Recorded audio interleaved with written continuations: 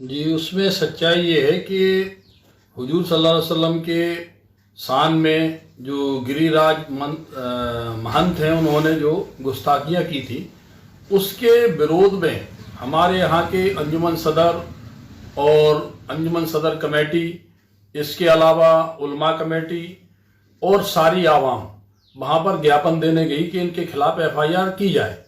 जब वहाँ ये सारे लोग पहुँचे तो वहाँ पर टीआई साहब मौजूद नहीं थे। सिटी कोतवाली में करीब 1 घंटे वो नहीं आए।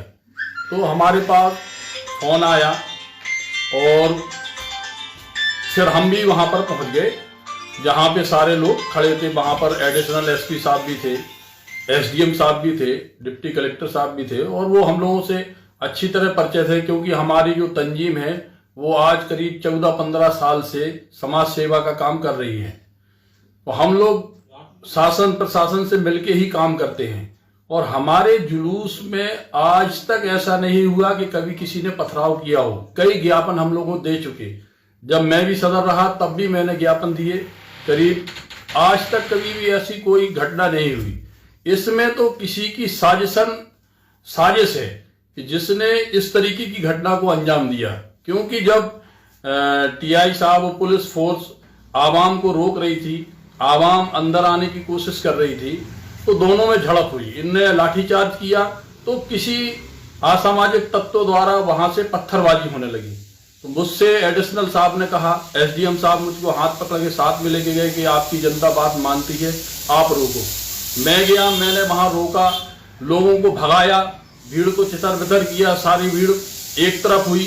इसके बाद पत्थर मेरे ऊपर भी बरस रहे थे, 2 चप्पल मुझको भी लगी। इसके बाद फिर मैं वापस कोतवाली के अंदर जाने लगा तो उधर से पत्थर चल रहे थे कोतवाली से।